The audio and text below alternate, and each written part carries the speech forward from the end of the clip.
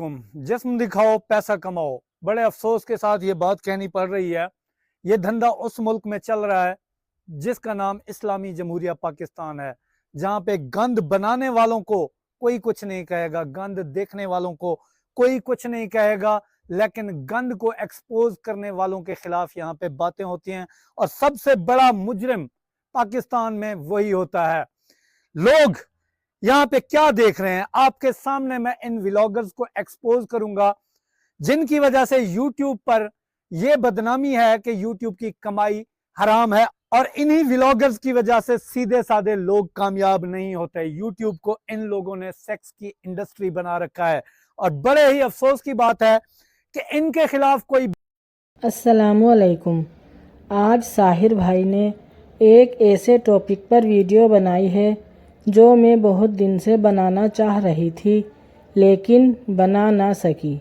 आज साहिर भाई की वजह से मुझे भी हिम्मत मिली है, और मुसलमान होने के नाते ये आपका और मेरा भी फ़र्ज़ है कि बेहयाई फैलाने का ज़रिया ना बने, वरना आखिरत के दिन अपने प्यारे अल्लाह को क्या मुंह दिखाएंगे। क्योंकि इरशाद रब्बानी है, अल्लाह ताला कुरान शरीफ में सूरह नूर में आयत नंबर 19 में फरमाते हैं, बेशक जो लोग चाहते हैं कि मोमिनों में बेहयाई फैले, उनके लिए दुनिया और आखिरत में दर्दनाक अजाब है। तो आप सब लोग देख ही सकते हैं आजकल सोशल मीडिया पर क्या ट्रेंड चल रहा है। नाच गाना, बेहुदा लिटरेचर और ना जाने क्या क्या बेहयाई की चीज़ें। लेकिन हम ये बात क्यों भूल जाते हैं कि जिस अल्लाह ताला ने हमें पैदा किया है उसी के पास हमें लौट कर जाना है। ये दुनिया और दुनिया की रंगीनियाँ चंद रोज़ की हैं, आखिरत की ज़िंदगी हमेशा की है। इसलिए मुसलमान होने का फ़र्ज़ निभाओ, खुद भी बेहयाई फैलाने से बचो और दूसरों को भी बचाने की कोशिश करो। अरे हम तो ऐसे प्यारे नबी के उम्मती हैं कि जिनका इखलाक सबसे आला, जो अमीन और सादिक थे, उनके उम्मती होकर हमें चाहिए सुन्नतों को अपनाएं, अच्छी अच्छी और नेक बातें हदीसें आगे शेयर करें, ना कि गाने डांस और वाहियात चीज़ें। देखो एक बात गौर से समझ लो, जब अल्लाह ताला ने कुरान में फरमा दिया कि मोमिनों में बेहयाई फैलाने वाले के लिए दर्दनाक अजाब है, तो ये होकर रहेगा।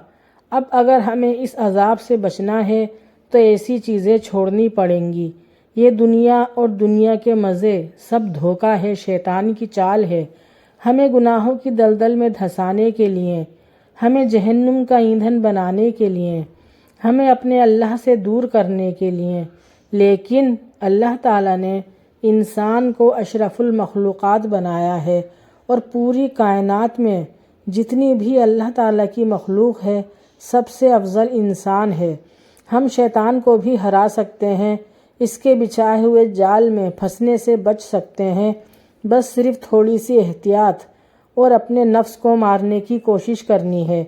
बेहयाई की बातों में, फिल्मों में मज़ा आता है, लेकिन ये सब मज़ा वक्ती होता है और हमें मज़ीद जहन्नुम के करीब करने वाला है।